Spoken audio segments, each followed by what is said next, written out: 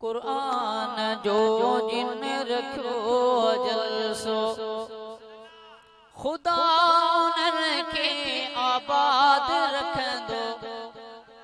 थोड़ी सुभान अल्लाह बुलंद आवाज़ सां थी वञे, थोड़ी सुस्ती के खत्म करे बुलंद आवाज़ सां गॾिजी चओ सुभान अल्लाह अल्लाह।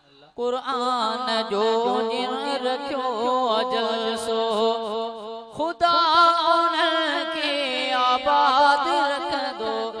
ईमान जो जिन रखो जलसो खुदा उन्हनि खे आबाद रखंदो। कुरान जो जिन रखो जलसो खुदा उन्हनि खे आबाद रखंदो। ईमान जो जिन रखो जलसो खुदा उन्हनि खे आबाद रखंदो। खुदा उन्हनि खे आबाद रखंदो। कुरान जो जिन रखो जलसो अल्लाह जे ज़िक्र जी हिते कसरत हिते वसी पई खुदा जी रहमत। अल्लाह जे ज़िक्र जी हिते कसरत हिते वसी पई खुदा जी रहमत।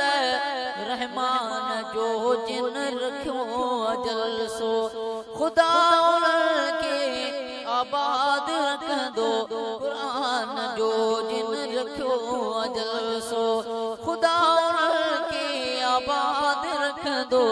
ईमान जो जिन रखो जलसो खुदा उन्हनि खे आबाद रखंदो। कुरान जी ते बहार आए कलमे दुरूद जी तार आए।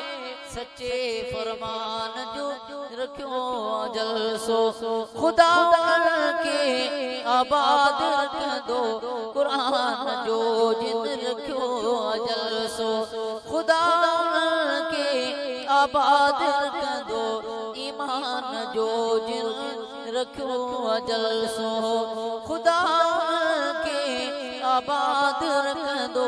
कुरान जो जिन रखो जलसो नोड़ी ते कारी बशीर आए जंहिंजी मेहनत पे नज़ीर आए।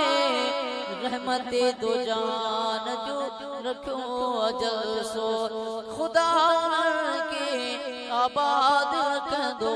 कुरान जो जिन रखो जलसो आलिमन कयात सुठा तवाइद चयो पयो साईं मुफ्ती तज़ाइद। आलिमन कयात सुठा तवाइद चयो पयो साईं मुफ्ती तज़ाइद। नबीअ जे शान जो रखो जलसो नबीअ जे शान जो रखो जलसो खुदा इन्हनि खे आबाद रखंदो। कुरान जो जिन रखो जलसो आया हिते कई बंदा त सालिम हसन मरिय का प्यारो त आदम। वॾे मान जो रखो जलसो खुदा इन्हनि खे आबाद रखंदो। कुरान जो जिन